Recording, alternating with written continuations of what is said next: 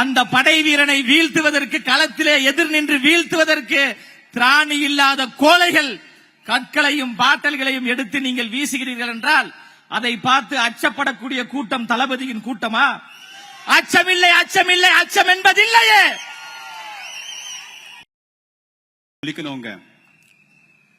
இந்த ஜனநாயக நாட்டில் சர்வதிகாரம் என்ற பெயரில் தமிழக வெற்றி கழகம் எடுத்து வைக்கும் ஒவ்வொரு அடிக்கும் இடி போல ஒரு பல இடையூறுகளை கொடுக்கும் திமுக அரசே, இன்று எண்ணி வைத்துக் கொள்ளுங்கள். நீங்கள் எங்கள் கட்சி தோழர்கள் மீது வீசும் அந்த கண்ணாடி குவளையின் புண்கள் உங்கள் மீது வரும் 2026 தேர்தலில் வரும் என்று நீங்கள் எண்ணிக்கொள்ளுங்கள். யாருமே பயப்படாதீங்க. காவல்துறை நமக்கு இருக்காங்க. தயவு செய்து கட்சி தோழர்கள் பயப்பட வேண்டாம் என மிக தாழ்மையுடன் கேட்டுக்கொள்கிறோம். இதனை அடுத்து ஒரு சிறப்புரையாற்றுவதற்காக, தீப்பொறி பேச்சை பறக்க விடுவதற்காக நம் தமிழக வெற்றி கழகத்தின் கொள்கை பரப்பு இணைச் செயலாளர் அண்ணன் லொயாலா மணி அவர்களை ஒரு பெரிய கரகோஷ ஒலியுடன் பேச அழைக்கிறேன்.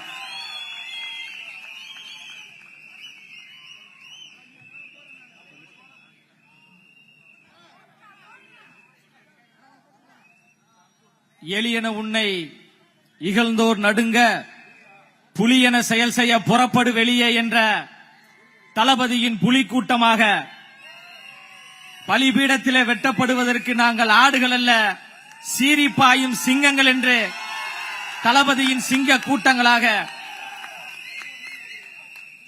வில்லிவாக்க சட்டமன்றத்தை வெற்றி மன்றமாக மாற்ற இருக்கின்ற போற்றுதலுக்குரிய அண்ணன் ஆதவ் அர்ஜுனா அவர்களை வேட்பாளராக அறிவித்த தமிழ்நாட்டின் வருங்கால முதலமைச்சர், மக்கள் விரும்பும் முதல்வர் வேட்பாளர் தளபதி அண்ணன் விஜய் அவர்களை வணங்கி, கழகத்தின் பொதுச் செயலாளர் ஐயா ஆனந்த் அவர்களை வணங்கி சிறப்பான ஒரு நிகழ்வை ஏற்பாடு செய்து கொண்டிருக்கின்ற எல்லோரும் அன்பாக அழைக்கக்கூடிய பூக்கடையார், அரசியல் என்பது சாக்கடை கிடையாது, அரசியல் என்பது பூக்கடை என்று வாசம் நிறைந்த பூக்கடையாராக இருக்கக்கூடிய அண்ணன் SKM குமார் அவர்கள், மாவட்ட செயலாளர் அவர்களுக்கும், அண்ணன் எங்களுக்கெல்லாம் முன்னோடியாக இருக்கக்கூடிய பாபுனா நீங்க அந்த பாபு நினைச்சிட போறீங்க, நமக்குன்னு ஒரு பாபு இருக்கிறாரு, அண்ணன் TVK பாபு அண்ணன் அவர்களுக்கும், பாசத்திற்குரிய அக்கா தேவகி அவர்களுக்கும்,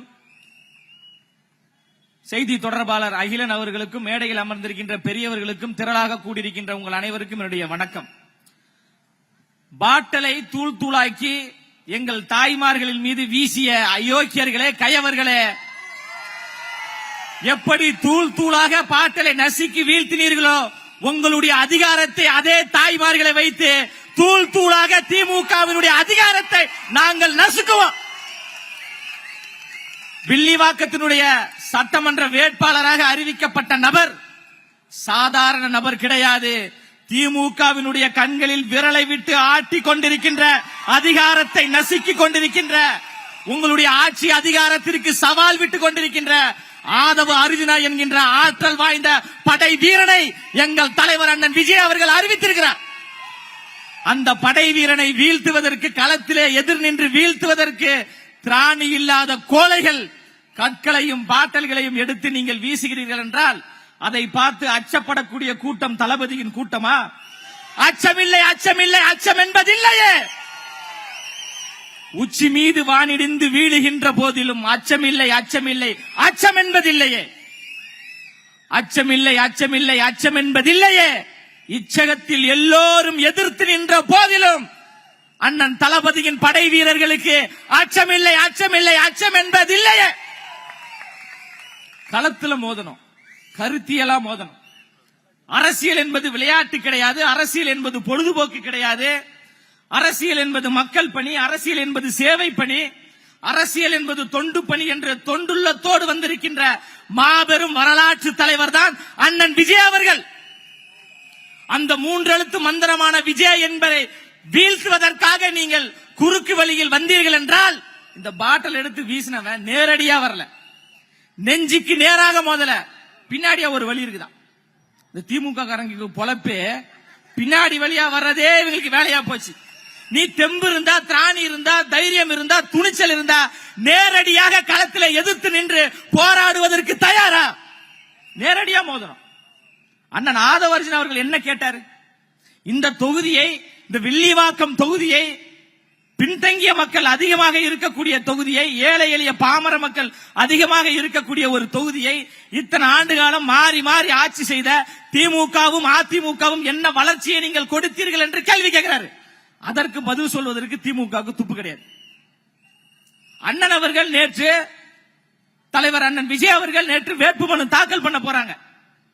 அதற்கு அவ்வளவு தடை, நெருக்கடி. ஐயா ஸ்டாலின் அவர்கள் போனா 500 காவல்துறையினர் நீங்க குவிக்கிறீங்க. ஆனால் தளபதி அவர்கள் செல்கின்ற பொழுது 50 காவல்துறை தான் பாதுகாப்பு. இதுல சேகர் பாபு ஒன்னு சொல்றாரு, அவரை வெளியில வர சொல்லுங்க முதல்ல. நேற்று தலைவர் தளபதி அவர்கள் வெளியே வந்தவுடன் சென்னையே ஸ்தம்பிக்கின்ற அளவிற்கு மக்கள் தன்னியல்பாக கூடினார்கள் என்றால், மக்கள் நேசிக்கக்கூடிய ஒரு தலைவர், மக்கள் விரும்பக்கூடிய ஒரு தலைவர், இந்த தமிழ்நாட்டு மண்ணை ஆட்சி செய்யக்கூடிய தலைவர் அண்ணன் விஜய் அவர்கள் என்பதை சென்னை மக்கள் உணர்த்தி விட்டார்கள். கொளத்தூரில் இருந்து அண்ணனால் வெளியே செல்ல முடியாத அளவுக்கு கொளத்தூர் மக்கள் எல்லாம் தன்னியல்பாக அன்பை அள்ளி தெளித்தார்கள் என்றால், புரட்சி தலைவர் எம்ஜிஆர் அவர்களுக்கு பிறகு மக்களால் நேசிக்கப்படக்கூடிய ஒரே தலைவன் தமிழ்நாட்டில் எங்கள் அண்ணன் விஜய் அவர்கள் மட்டும்தான். வாக்குறுதிகள் சொன்னீங்க, 505 வாக்குறுதிகள் சொன்னீங்க. எத்தனை வாக்குறுதிகளை நீங்க நிறைவேற்றினீங்க? நிறைவேற்றல. திமுக போன்ற சிறப்பான ஒரு ஆட்சி தமிழ்நாட்டில் இனி நடக்காது என்று ஐயா ஸ்டாலின் அவர்கள் சொன்னார். ஆமாங்க ஐயா, உங்களை போன்று கஞ்சாவை யாராலும் விற்க முடியாது. உங்க கட்சியை சார்ந்தவர்கள் போன்று யாராலும் மக்களுடைய கிட்னியை கொள்ளையடிக்க முடியாது. அந்த கிட்னியை கொள்ளையடிச்சவனுக்கு சீட்டு கொடுத்திருக்காங்கம்மா, பாத்தீங்களா இல்லையா? அதனாலதான் தலைவர் என்ன சொல்லியிருக்கிறாரு, திருட்டு திமுக என்று சும்மா தலைவர் சொல்லவில்லை. தீய சக்தி திமுக என்று தலைவர் அண்ணன் விஜய் அவர்கள் சொல்லவில்லை. திருட்டு, உருட்டு, இருட்டு என்றாலே அது திமுக தான். வாயை திறந்தாலே பொய். இதுல வேட்புமனுல ஐயா ஸ்டாலின் அவர்கள் சொந்தமா கார் இல்லைன்னு சொல்லியிருக்காருப்பா. ஏமா பாத்தீங்களா இல்லையா? இடியாப்பம் தான். நம்ம எல்லாரும் சேர்ந்து திமுகவுக்கு இடியாப்பம் கொடுக்கணும். அது இந்த வில்லிவாக்கம் சட்டமன்றத்தில் இருந்து நம்ம கொடுக்கணும். இந்த தொகுதியில் இருந்து அண்ணன் ஆதவ அர்ஜுனா அவர்களை பெருவாரியான வாக்கு வித்தியாசத்தில் வெற்றி பெற்றார் என்ற வரலாற்றை இந்த வில்லிவாக்க மக்கள் உருவாக்கணும். அண்ணன் ஆதவ அர்ஜுனா அவர்கள் சாதாரண நபர் கிடையாது. படித்தவர், பண்பானவர், கூப்பிட்ட குரலுக்கு ஓடோடி வரக்கூடியவர், எல்லோரையும் அரவணைக்கக்கூடிய தாயுள்ளம் கொண்டவர். சிறு வயதிலிருந்தே அவர் பார்க்காத பிரச்சனைகள் கிடையாது. தன் தாயினுடைய மரணத்தை கண் எதிரே பார்த்து படிப்படியாக வளர்ந்து இன்று இவ்வளவு பெரிய உச்சத்திற்கு வந்திருக்கின்றார் என்றால் அவருடைய உழைப்பு, அவருடைய தியாகம், அவருடைய விடாமுயற்சி அவரை உயர்த்திருக்கு. நீங்க நினைக்கலாம், அண்ணன் ஆளு மட்டும் உசரம் கிடையாது, மனசும் உசரம். தளபதியினுடைய அன்பையும் பெற்றவர், தளபதியினுடைய உள்ளத்தில் இடம் பிடித்த ஒரு நபர்,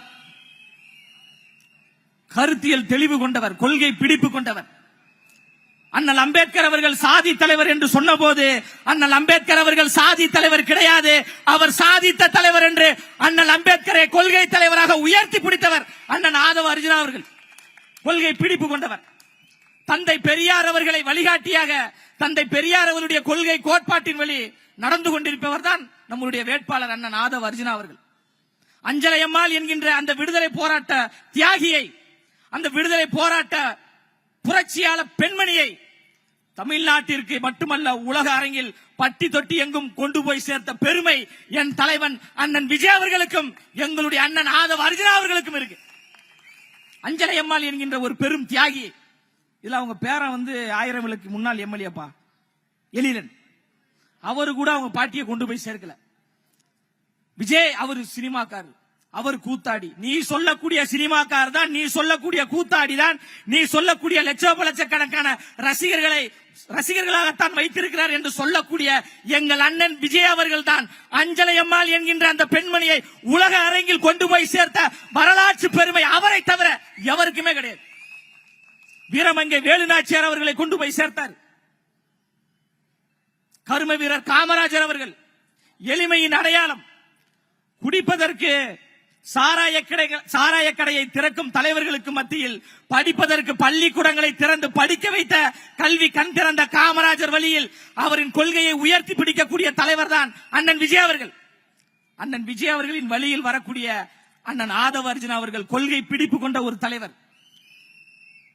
தாய்மார்களே, சகோதரர்களே, சகோதரிகளே, என்னுடைய சொந்தங்களே, இந்த வில்லிவாக்கம் தொகுதியில் அண்ணன் ஆதவ அர்ஜுனா போன்ற வேட்பாளரை நீங்கள் இதுவரை பார்த்திருக்கவே முடியாது. ஒரு சிறப்பான ஒரு வேட்பாளரை அண்ணன் விஜய் அவர்கள் கொடுத்திருக்கிறாங்க. இப்ப கூட இந்த சம்பவம் நடந்த போது துணிச்சலா தைரியமா வந்தாரு. அண்ணன் ரொம்ப கோவக்காரு, அதே நேரத்தில் ரொம்ப பாசக்காரு. கொஞ்ச நேரம் அண்ணனை விட்டுருந்தனா படிக்கட்டுல ஏறி அவனை தர தர தர தர தர இழுத்துட்டு வந்திருப்பாரு அவர். அந்த அளவுக்கு எங்கெல்லாம் அநீதி நடக்கிறதோ அங்கெல்லாம் என் கால்கள் பயணிக்கும் என்று சொன்ன சேகுவராவின் வழியை கடைபிடித்து வரக்கூடியவர் தான் அண்ணன் ஆதவ அர்ஜுனா அவர்கள். நேசிக்கிறார், இந்த தொகுதியை நேசிக்கிறார். சென்னையில் இருக்கின்ற 16 தொகுதிகளில் வில்லிவாக்கம் தொகுதியை அவர் தேர்வு செய்கிறார் என்றால் இங்குதான் விளிம்பு நிலை மக்கள், ஒடுக்கப்பட்ட மக்கள், பின்தங்கிய மக்கள் அதிக நிலையில் இருக்கிறார்கள். இந்த பின்தங்கிய மக்களை வளர்ச்சி பாதையில், கல்வியில், வேலை வாய்ப்பில் கொண்டு வர வேண்டும் என்கின்ற சத்தியம் செய்து இந்த தொகுதிக்கு வந்திருக்கிறார் என்றால் இவர்தான் உண்மையான வேட்பாளர். எந்த இடத்துல ஈஸியா ஜெயிக்கலாம், எந்த இடத்துல கேண்டிடேட் வந்து ரொம்ப மொக்கையா இருக்கிறாங்க, அங்க போய் தான் நிப்போம் அப்படின்னு திமுக வேட்பாளர்கள் அப்படிதான் நிப்பாங்க. அண்ணன் ஆதவ அர்ஜுனா அவர்கள் உதயசூரியனாக இருந்தாலும் சரி, ரெட்டலையாக இருந்தாலும் சரி, எங்களுடைய பிராண்ட் தளபதி முகம், எங்களுடைய பிராண்ட் விசில் என்கின்ற 3 எழுத்து, அதை வைத்து தமிழ்நாட்டில் நாங்கள் புரட்சியை ஏற்படுத்துவோம், வெற்றியை உருவாக்குவோம் என்று தைரியத்தோடு அண்ணன் அவர்கள் வந்திருக்கிறாங்க. நாங்கள் கத்திக் கொண்டிருக்கிறோம், கதறி கொண்டிருக்கிறோம், தொண்டை தண்ணி கிளிய பேசிக் கொண்டிருக்கிறோம் என்றால் யாரை நம்பி பேசுறோம்?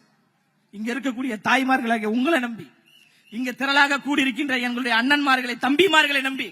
இவர்கள் கைவிட்டு விட மாட்டார்கள், வெற்றியை கொடுப்பார்கள். ஆண்டாண்டு காலமாக இந்த மண்ணை கொள்ளையடித்துக் கொண்டிருக்கின்ற தீய சக்தி திமுகவை வீட்டுக்கு அனுப்புவதற்கு நமக்கு வாய்ப்பு தருவார்கள் என்று கதறோம். வரலாற்றில் எப்போதாவது ஒரு முறைதான் வரலாற்றில் ஒரு தலைவன் உருவாகுவான். பேரறிஞர் அண்ணா என்கின்ற வரலாற்று தலைவர் உருவானார். மக்கள் கட்டிப்பிடித்து அரவணைத்து அவருக்கு அதிகாரத்தை கொடுத்தீர்கள். அதன் பிறகு புரட்சி தலைவர் எம்ஜிஆர் என்கின்ற ஒரு வரலாற்று மக்கள் தலைவர் உருவானார். தாய்மார்களும் இளைஞர்களும் கட்டி அணைத்து அந்த தலைவரை உருவாக்கி ஆட்சி அதிகாரத்தில் அமர்த்தினீர்கள். அண்ணா அவர்களுக்கு பிறகு, எம்ஜிஆர் அவர்களுக்கு பிறகு மக்களால் நேசிக்கப்படக்கூடிய, கட்டி அணைக்கக்கூடிய, அன்புள்ளத்தை நேசிக்கக்கூடிய விஜய் என்கின்ற ஒரு தலைவன் உருவாகி இருக்கிறார். அந்த தலைவரை நாம் கைவிட்டு விடக் கூடாது. அதிகாரத்தை கொடுக்கணும். அதிகாரம் மிக வலிமையானது என்று சொன்னவர் புரட்சியாளர் அம்பேத்கர் அவர்கள். அம்பேத்கர் வழியில் நாம் பயணிக்கிறோம். எந்த ஒரு உதவியை செய்தாலும் அதற்கு அதிகாரம் தேவைப்படுகிறது. வில்லிவாக்கத்தில் எங்கும் செல்ல முடியல. பிரச்சாரத்துக்கு போனா நெருக்கடி, கொடியேத்த உடல தடுக்கிறாங்க, போஸ்டர் ஓட்ட முடியல தடுக்கிறாங்க. நீங்க எவ்வளவு தடைகளை செய்தாலும் பின்னாடி ஒரு டீ கடை இருக்கு. இந்த நிகழ்ச்சிக்கு வர்றதுக்கு முன்னாடி டீ குடிச்சிட்டு இருந்தேன். 4 திமுக கட்சியை சார்ந்தவர் வந்தாங்க.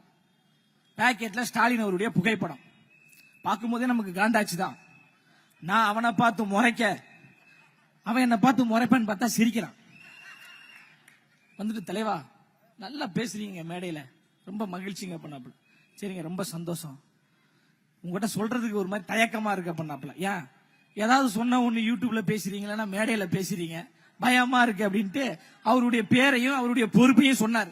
என்ன சொன்னார்னா, எங்க வீட்டுல 7 ஓட்டு இருக்கு, அதுல நான் திமுக பொறுப்புல இருக்கிறதுனால வேற வழி இல்லாம உதயசூரியனுக்கு போட்டுறேன். 6 ஓட்டை நான் விசிலுக்குத்தான் போடுவேன், அண்ணன் விஜய் அவர்களுக்குத்தான் போடுவேன், உங்களுடைய வேட்பாளர் ஆதவ அர்ஜுனா அவர்களுக்குத்தான் போடுவேன் என்று சத்தியமிட்டு ஒரு திமுக கட்சியை சார்ந்த நிர்வாகி அரை மணி நேரத்துக்கு முன்பு சொன்னார் என்றால் வில்லிவாக்கம் தொகுதி என்பது தாவேகாவின் கோட்டையாக மாறிவிட்டது. திமுக என்பது, சென்னை என்பது திமுகவின் கோட்டை என்று கொக்கரித்த அண்ணன் சேகர் பாபு அவர்களுக்கு சொல்றேன், சென்னை என்பது திமுகவின் கோட்டை கிடையாது. அந்த கோட்டையில் ஓட்டை போட்டு பல ஆண்டுகள் ஆகிவிட்டது. இது தாவேகாவின் கோட்டை, எங்கள் அண்ணன் விஜயின் கோட்டை. துணிச்சலோட இருங்க, தைரியமாக இருங்க. இது போன்ற அசம்பாவித செயல்ல ஈடுபடுவாங்க. எவ்வளவு பெரிய கொம்பாதி கொம்ப நினைச்சாலும், ஐயா ஸ்டாலின் போன்று எவ்வளவு பெரிய கொம்பாதி கொம்ப நினைச்சாலும், எங்கள் அண்ணன் விஜய் அவர்கள் சென்ட் ஜார்ஜ் கோட்டையில் முதலமைச்சராக அமருவதை எவனாலும் தடுக்க முடியாது. அந்த சென்ட் ஜார்ஜ் கோட்டைக்கு அண்ணன் தளபதி விஜய் அவர்களோடு செல்கின்ற பொழுது வில்லிவாக்கம் சட்டமன்ற உறுப்பினராக அண்ணன் ஆதவ அர்ஜுனா அவர்களும் சென்ட் ஜார்ஜ் கோட்டைக்கு செல்வார்.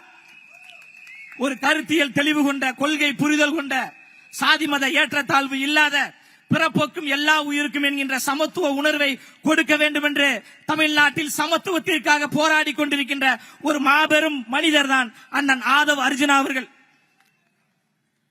நாள்தோறும் புத்தகம் வாசித்துக் கொண்டிருப்பார். படிப்பாற்றல் கொண்டவர், வாசிக்கும் திறன் கொண்டவர். அவரை போய் சந்திச்சா என்ன தெரியுமா சொல்லுவாரு? தம்பி, இந்த புக்க படிங்க, இந்த கருத்தை பேசுங்க என்று எல்லோரையும் ஊக்கப்படுத்தக்கூடிய ஒரு நபர் தான் அண்ணன் ஆதவ அர்ஜுனா அவர்கள். எனவே உங்களுடைய பொன்னான வாக்கை, முத்தான வாக்கை, மணியான வாக்கை, ஆட்சி அதிகாரத்தை கொடுக்கக்கூடிய ஒரு வாக்கை, மாற்றத்தை உருவாக்கக்கூடிய ஒரு வாக்கை, தீய சக்தி திமுகவை வீட்டுக்கு அனுப்பக்கூடிய வாக்கை, அதாவது திமுக என்றால் திருடர்கள் முன்னேற்ற கழகத்தை வீட்டுக்கு அனுப்பக்கூடிய வாக்கை, அதிமுக அனைத்தையும் திருடு முன்னேற்ற கழகத்தினுடைய அதிகாரத்தை புடுங்கக்கூடிய ஒரு வாக்கை, இந்த மண்ணுக்கான மக்களுக்கான ஒரு ஆட்சியை உருவாக்கக்கூடிய ஒரு வாக்கை, விசில் சின்னத்திற்கு வாக்களித்து அண்ணன் ஆதவ அர்ஜுனா அவர்களை சட்டமன்றத்திற்கு நீங்கள் அனுப்ப வேண்டும் சொல்லி நிறைவு செய்கிறேன். நன்றி, வணக்கம்.